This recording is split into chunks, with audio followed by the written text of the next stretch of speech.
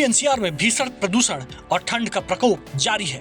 सर्द हवाओं के साथ ही कोहरे से लोगों को फिलहाल राहत मिलती नहीं दिख रही। अगले हफ्ते भी दिल्ली और आसपास के शहर में प्रदूषण के चलते AQI का हाल बुरा रह सकता है।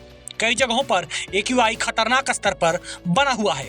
कम तापमान और हवा की गति धीमी होने के बावजूद प्रदूषण के कण वातावरण में अटके हुए हैं, जिस कारण कई क्षेत्रों में प्रदूषण का स्तर 400 से अधिक दर्ज किया गया है।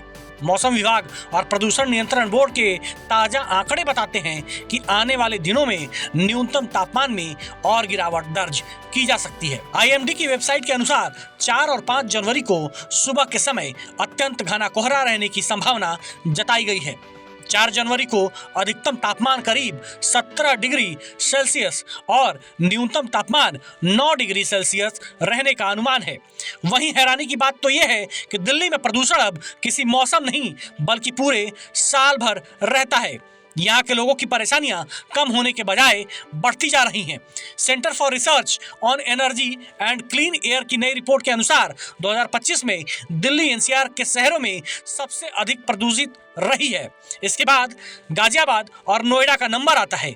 सालाना आंकड़ों से पता चलता है कि पिछले साल की तुलना में दिल्ली में PM 2.5 का स्तर थोड़ा कम हुआ, लेकिन अक्टूबर-दिसंबर में औसत स्तर 2024 से कुछ बढ़ गया था। दिल्ली के सभी 40 मॉनिटरिंग स्टेशनों पर PM 2.5 का सालाना स्तर से कम 1.8 गुना अधिक दर्ज किया गया है। हालांकि हल्की बूंदाबांदी से दिल्ली के प्रदूषण में कमी आई है। दिल्ली NCR से हटाई गई ग्रैप 3 की पाबंदियां। ग्रैप पर CAQM सब कमेटी ने पूरे NCR में मौजूदा ग्रैप के स्टेज 3 के तहत बताए गए सभी एक्शन को तुरंत प्रभाव से रद्द करने का फैसला किया है। मौजूदा ग्रैप के स्टेज 1 और 2 के तहत सभी एक्शन NCR में लागू रहेंगे। ग्रैप 3 हटने के बाद अब गैर जरूरी कंस्ट्रक्शंस और तोड़फोड़ पर लगी रोक हट जाएगी। हालांकि जिन जगहों पर नियमों के उल्लंघन के लिए काम बंद किया गया है, उन्हें बिना किसी आदेश के काम फिर से शुरू करने की इजाजत नहीं है। इससे पहले दिसंबर ग्रैप 4 की पाबंदियों को भी हटा दिया गया था।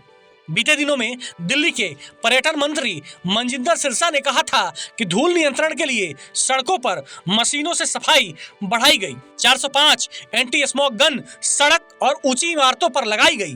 व्यस्त इलाकों में पानी का छिड़काव हुआ और निर्माण स्थलों पर सख्त नियम लागू किए गए। नियम तोड़ने पर हजारों जगह कार्रवाई की गई। उद्योगों से होने वाले प्रदूषण के मामले में सरकार ने जीरो टॉलरेंस अपनाया। प्रदूषण फैलाने वाली इकाइयों को बंद किया गया, चाहे वो औद्योगिक इलाके में हो या फिर गैर अनुमत क्षेत्रों में। नियम तोड़ने पर सरकारी एजेंसियों पर भी जुर्माना लगाया गया। 200 दिन AQI 200 से नीचे रहना और गंभीर प्रदूषण के दिनों का आधा होना हमारी साझा मेहनत का नतीजा है। लेकिन ये सफर यही खत्म नहीं होता। लोगों के जिम्मेदार रवैये से ही दिल्ली के प्रदूषण को कंट्रोल में लाया जा सकता है।